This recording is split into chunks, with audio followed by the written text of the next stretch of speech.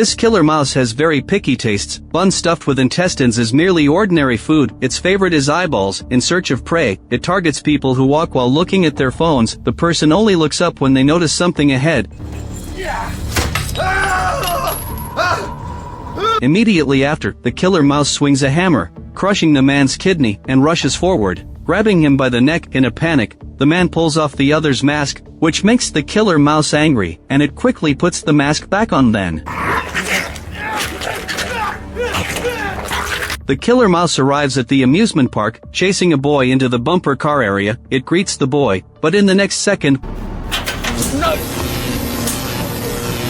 100,000 volts of electricity is released, electrocuting the boy until his flesh curls and turns to mush. At this moment, the killer mouse excitedly jumps into a bumper car, turning the boy into a meat paste. Meanwhile, there are many handsome men and beautiful women at the amusement park. Will the killer mouse be able to take down everyone? Let's take a look together at this latest American horror film. Two hot girls receive an invitation to the dock, searching everywhere for the handsome guy they chatted with online. However, after searching for a long time, they didn't see a single person, only to see a brightly lit boat quietly docked there. So they hurriedly adjusted themselves to look their best, carefully fixing their makeup and hair. They thought that they must make a good impression on the handsome guy tonight. One of the girls stepped onto the boat and saw a pile of things that looked like intestines and eyeballs, but she thought they were toys and didn't think much of it, continuing to focus on finding the handsome guy. However, after searching the boat thoroughly, she found no one. Feeling a bit disappointed, the woman decided to head back to shore first. Suddenly, the killer mouse burst out, gutting her companion. It then pulled out the intestines and wrapped them around the prey's neck. The woman, witnessing this terrifying scene, turned pale with fear and ran for her life, but the killer mouse wouldn't let her escape easily. It quickly caught up to her. The woman hurriedly ran into the nearby amusement park, but in her haste, she tripped over something and fell to the ground. Fortunately, the killer mouse didn't rush over immediately. It seemed to enjoy the process of chasing its prey, slowly following behind. The woman was terrified at this moment. Just when she was in a state of anxiety, she suddenly spotted a haunted house ahead and hurriedly hid inside. The haunted house was eerie and terrifying. The woman forced herself to walk deeper inside, step by step. Just as she was staring at the entrance, the killer mouse suddenly grabbed her by the hair, then wildly stabbed her with a knife. The woman had no chance to resist and was killed instantly. A girl named Samantha was walking outside with her father. They were discussing the urban legend of the killer mouse. The father, looking serious, warned his daughter to be careful. After repeated emphasis, he finally allowed Samantha and her friend Maureen to go out and play. Once Samantha and Maureen received permission, they dressed up carefully, putting on beautiful clothes to head to the bar to meet other friends. After they met, they chatted and laughed. Everyone was looking forward to the upcoming wild night. At this moment, someone talked about the story of the killer mouse. It is said that a mad scientist created a mutated mouse, which was enormous in size and fused with a psychotic body to become a perverse killer mouse. The killer mouse continually collected women's body parts for the scientist. What it was for isn't mentioned in the story. The group chatted enthusiastically around this topic. Meanwhile, a man was walking while looking at his phone. During a commercial break, he glanced up at the road, only to find a strange figure approaching him quickly. Feeling that something was wrong, the man turned and ran, but the killer mouse wouldn't let him escape easily, and swung a heavy hammer. The man was struck down, wincing in pain, but his will to survive made him crawl forward desperately. However, the killer mouse quickly caught up to him, crushing his kidney. Then the killer mouse rushed over and grabbed the man's neck. The man struggled with all his might, and in his panic, he removed the killer mouse's mask. Upon seeing its true face, the man was so scared that he forgot to breathe. This action enraged the killer mouse, and it angrily bit into the man's neck, greedily sucking up his warm blood. Soon, the man lost all breath. On the other side, Samantha and her friends finished warming up the bar when someone suggested going to the amusement park, but everyone knew the amusement park was closed today. Maureen suggested they could sneak in to have some fun. Just then, Jack, who worked part-time at the amusement park, urged everyone not to do it. Upon hearing this, as getting caught would surely get him fired. However, considering it was a rare gathering, he thought for a moment and then agreed. Then they all raised their glasses and drank together, but no one expected that this drink could very well be the last drink of their lives. Meanwhile, in a dimly lit warehouse, another killer mouse, Socrates, was vigorously sawing something. The woman locked in the cage next to him screamed in terror, her voice echoing in the empty warehouse. Socrates and Ben had carefully prepared their gifts and arrived at the dock, then met with their creator, the scientist William. William looked at them and asked what body parts they had brought, then mentioned that he would create brides for them. No wonder the two killer mice were so eager to kill, it was all for this purpose. At this point, William carefully examined the hand that Ben had brought. Suddenly, he shouted that there was too little left of the arm, which would not be conducive to stitching, and it was a man's hand. Ben felt extremely frustrated, realizing all his efforts were in vain. In the end, William praised Socrates, saying that what he brought was very suitable. He was sure that a perfect bride could be made from it. Upon hearing this, Ben's competitive spirit ignited. Swearing to collect the most perfect parts to bring back, William told them that whoever could return with better body parts tonight would be the first to receive a bride. The two mice were thrilled to hear this, and immediately set off to hunt for prey. Next, Ben arrived at the bar in search of prey. However, the bar was empty. The owner heard the noise, came out, and said that they were closed. Hearing this, Ben charged at him in anger. The owner had no time to react, and was quickly bitten through the neck. Ben was still not satisfied, and cruelly cut out his tongue as punishment. The group arrived at the amusement park. Jack hoped everyone could have a great time, and wanted to take them to experience the rides one by one. However, Lisa suddenly threw a tantrum, so her boyfriend had to let everyone go play first, while he stayed behind to comfort her. The two then went to a high spot to argue. Lisa questioned her boyfriend about why there were other girls in his phone. The boyfriend was very angry to hear that she had casually checked his phone, but he still held back his anger and tried to explain. Finally, the two decided to calm down for a moment. However, when they looked down, they discovered two bodies lying in pools of blood. Before they could know what was going on, the man saw the terrifying killer mouse, and abandoned his girlfriend to escape on his own. But Ben wouldn't let go of his chosen prey. The man was unsure which way to run when Ben suddenly appeared and called out to him, then adjusted the gift he had prepared in advance. No!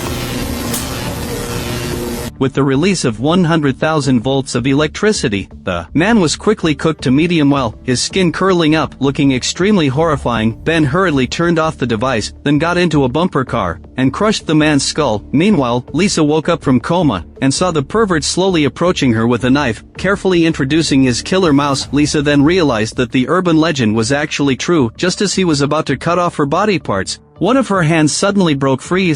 I hope this hurts a lot.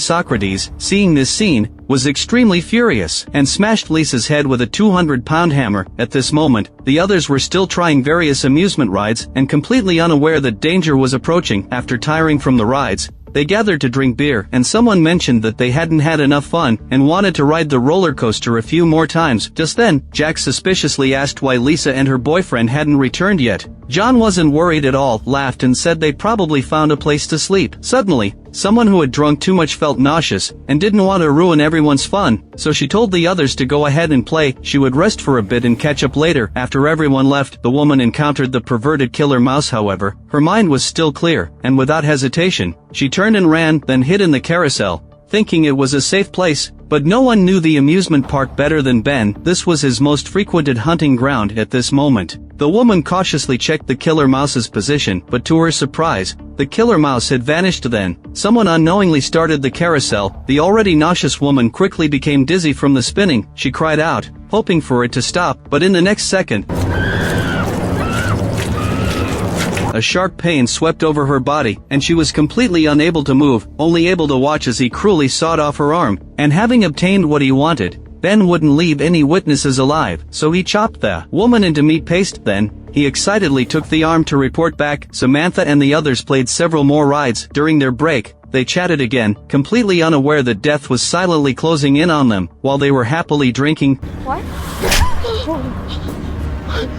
Samantha and another girl suddenly spotted the killer mouse, and quickly ran away. However, Ben didn't rush to chase them. Instead, he ran to the bathroom to admire his own beauty, preparing to greet his new bride in the most handsome appearance. At this moment, John anxiously stopped his friend who was going to the bathroom, and revealed that Jack had been killed, adding that his phone was broken, and needed to call his mom immediately. However, when the call was answered, he said a bunch of incomprehensible words. Ben couldn't take it anymore, and immediately switched to hunting mode, preparing to make him shut up. After that, he chased John to the dolphin show arena. Before Ben could make a move, John fell into the pool by himself. The most fatal thing was that he couldn't swim at all. He flailed wildly in the water, causing the surrounding octopuses to expel large amounts of ink and fright. Ben, arriving on the scene, cheered at the sight. Finally, John drowned. Ben then went on to hunt the others. At this time, The news reported that Samantha and the others had called the police. However, they hadn't provided an address at all, so the police could only search everywhere. This reminded Ben to speed up, so after chasing down the next prey, he slashed open the person's abdomen and excitedly used the bright red blood as lubricant to slide down. However, he underestimated the woman's endurance. She managed to run out and found Samantha and the others. Ben followed the trail of blood and arrived there as well. The three had to support the injured friend while continuing to flee. They ran all the way to the dock next to the amusement park, which was the killer mouse's territory. At this point, William heard the noise and came over, asking what had happened. Although Maureen and the others were cautious, they still called out to William for help, saying that a perverted killer mouse was chasing them. William, upon hearing this, said he had a phone in his house and could call the police and an ambulance for them. At this moment, Maureen found a stick nearby for self-defense, but she didn't notice that Ben had quietly approached her from behind. Fortunately, Samantha shouted a warning to Maureen, but although Maureen had a weapon in hand, she was too afraid to confront the ruthless killer mouse, and could only let him grab her injured friend again. At this point, William also stepped out, reminding Ben to choose the best body parts carefully. Upon hearing these words, Maureen and the others realized they were in cahoots. However, William planned to make sure they understood before they died, and began to tell the origin of the killer mouse. He explained that he had been a doctor in a prison at that time, and had found a prisoner he was very interested in. That prisoner was Ben. Ben had broken all of his cellmates' bones, and had been eating their flesh. William knew that Ben was the person he had been looking for, so he proposed the idea of the killer mouse experiment. To his surprise, the woman immediately agreed to participate in it. With William's command, Ben pinned the woman down on the table. He violently pulled out her intestines from her wound. The woman let out a piercing scream in pain, and Ben quickly dug out her eyeballs, eagerly tasting them. Unsatisfied, he ate another one, and now he prepared to hunt for some fresh prey. Just then, Samantha's father found Maureen's mother, frantically telling her that the news reported the children had encountered a killer. Maureen's mother told him to come inside and contact the police, and then quickly locked the door, but Ben had already broken in. At some point, the woman hurriedly grabbed a dart from the table for self-defense, saying that she was the champion of the community dart competition. Seeing that she had hit his mask, the woman quickly threw another dart, but it was easily caught by Ben. At this point, the woman broke down in tears. Ben calmly pulled the dart from his mask, licking it with his tongue as if he were applying a loving touch. Then Ben threw a second dart. Now there was one dart on each side of the woman's face, perfectly symmetrical, so he pulled a knife from his sleeve. Ben chased Samantha's father to the amusement park. This hunt posed no difficulty at all, because the man couldn't run faster than him, so he intentionally danced while chasing, planning to gradually break down his prey's mental defenses. However, after chasing for a while, he had an unexpected gain. He spotted Samantha and her friend, who had managed to escape earlier. At this moment, the injured Maureen bravely charged at Ben. To buy time for her friend to escape, she bravely grabbed Ben, and Samantha successfully ran and reunited with her father. The father said that they needed to leave quickly, but Samantha insisted they couldn't leave. She had to go back to save her friend. In fact, the father didn't want to do this at all, but he couldn't argue against his stubborn daughter, so he reluctantly followed her to rescue. After that, the two entered the haunted house to search, and upon seeing the body with its eyeballs gouged out, they screamed loudly. The father reminded her to be quiet, and asked why they had come here to look for someone. Samantha confidently asserted that Maureen should be here. Unexpectedly, the haunted house was connected to the warehouse at the dock where William was. Fortunately, Samantha found her way there. Inside, there were limbs, severed arms, and bones everywhere. Moreover, strange noises were coming from the adjacent room. Terrified, she quickly closed the door and followed the sound. She saw William pouring gasoline, talking about wanting to burn everything here to the ground. Samantha realized that they were also afraid of being discovered by the police, so they were preparing to destroy the evidence. Samantha wanted to do something, but was discovered and had a gun pressed against her forehead. At this moment, Socrates was preparing to deal with Maureen. He slowly approached her with a giant clamp, but suddenly heard William calling him to join him at the amusement park. William showed them Samantha's perfect face, saying that whoever could behead her first would have that head sewn onto their bride. Suddenly, Ben launched an attack, and Socrates retaliated as well. William quietly watched from the side. The rescued Samantha saw her father arrive, and said that she needed to go save people. Then he fought against the two terrifying killer mice alone. At this moment, Ben and Socrates had to unite temporarily to fight their enemies. Ben exchanged a few blows with Socrates first, but Socrates suddenly launched a sneak attack from behind. Unexpectedly, this guy pretended to cooperate, but secretly planned to stab Ben in the back. The father was a bit taken aback by this scene, but found their fight quite exciting, so he stayed put to watch the fight, and after enjoying the show, he went to save people. At this point, Socrates had pinned Ben to the ground and was rubbing him fiercely. However, they soon realized that something was wrong, so they quickly rushed back. To stop the father and daughter from saving anyone, Ben quickly returned and stabbed his father to death. Maureen, witnessing everything, began to cry, but Ben didn't want to kill her right away, instead planning to use her as bait to lure Samantha out. However, Samantha seemed to be lost or perhaps had night blindness, and after wandering for a long time, she had no idea where she was, so Ben ran to the armory to grab some tools. Once everything was ready, he found Socrates and decided to settle the score right here. After all, he had never liked Socrates. Then the two began to grapple with each other. After confirming that Socrates had completely lost his ability to resist, Ben slashed open his carotid artery, laughing maniacally and cursing Socrates' incompetence, then joyfully ran off to take a boat ride. Feeling hungry halfway through, he started eating a bun stuffed with intestines. In a great mood, he decided to go ashore to kill again. Unexpectedly, Socrates had been playing dead all along and launched a fierce attack on him. Now the two had completely fallen out. Socrates angrily wrapped a rope around Ben's neck, preparing to kill him. Suddenly, a bucket of mysterious liquid was splashed onto them. Socrates was corroded down to half his body. Seeing his plan succeed, Ben couldn't stop grinning. When dawn broke, Samantha wandered around for a long time without finding her friend. However, she turned around and encountered the terrifying killer mouse with the broken iron rod in her hand. She couldn't possibly fight him, so she had to run away again. Perhaps Samantha was too small in stature, or maybe Ben was sluggish from overeating. He not only failed to see Samantha, but also got hit by her rod. Then Ben grabbed Samantha, imagining that he would use her head to splice together a beautiful bride with other perfect body parts. While he was lost in thought, Samantha suddenly thrust a steel rod into his mouth. Blood instantly gushed out, and Ben quickly lost control. Collapsing to the ground unconscious, Samantha prepared to go rescue her friend again, but discovered that William was not only alive, but had even brought Maureen out. He accused Samantha of killing his experiment subjects, but he had changed his mind now. He wanted to merge Samantha with his own body, so they could achieve immortality together. Otherwise, he would shoot Maureen dead. Upon hearing this, Maureen thought this old pervert was simply delusional, so she frantically fought to grab the gun from him. Unexpectedly, she actually succeeded in throwing the gun away. Samantha, having gotten the gun, showed no hesitation and shot William without a second thought. Then Samantha unlocked the chains from her friend, and the two ran over to lift a piece of cloth. To their surprise, the display case contained the bride they had pieced together. Samantha destroyed everything with her rod. The film concluded at this point. The clever aspect of the film was setting the scene in an amusement park, which was originally a place filled with laughter, joy, and childlike wonder, but finally became a hunting ground for a murderous maniac. The strong contrast instantly captured the audience's attention, creating an absurd yet terrifying atmosphere. The film featured two killer mice, with Ben, who had a larger screen presence,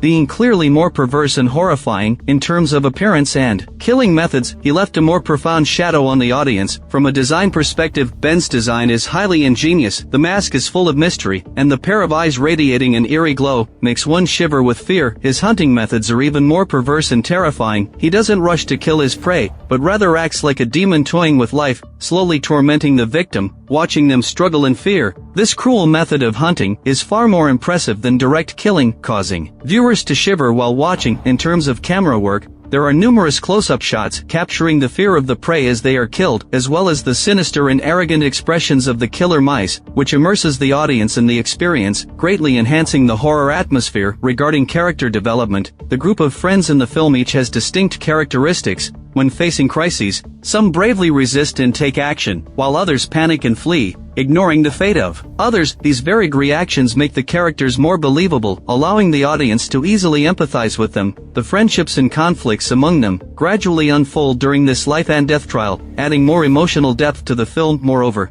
the film is filled with bloody and violent scenes, which feels like Terrifier. The only difference is that the clown somehow never dies, and excels at creatively killing people, providing the audience with a continuous sense of terror and novelty. However, the killer mice in this film die too abruptly, and their killing methods are quite monotonous. Overall, the effect presented isn't as strong as the clowns in terms of thematic expression. Although the film depicts the struggle for survival, it fails to delve into the deeper meaning behind it. For example, the connection between the mutated mice's emergence and human activities is merely hinted at. by stating that the killer mice were already perverse, which is clearly not handled as well as in Terrifier. Furthermore, there are numerous flaws in the details, with the villain spouting nonsense at key moments which might try to heighten the horror atmosphere, but the actual effect is counterproductive. Excessive dialogue results in many ineffective shots, interrupting viewers in a tense atmosphere. With these lengthy dialogues, which not only fails to increase the horror but instead becomes annoying. Moreover, the villain finally dies due to excessive chatter, and this unoriginal ending is truly disappointing. Not only that, the news reported that someone had encountered a killer, yet there wasn't a single shot of the police, not even a visit to the caller's home to search, which led to Maureen's mother dying unjustly. If you enjoy my channel, please subscribe to my channel. Your support is the greatest encouragement for me.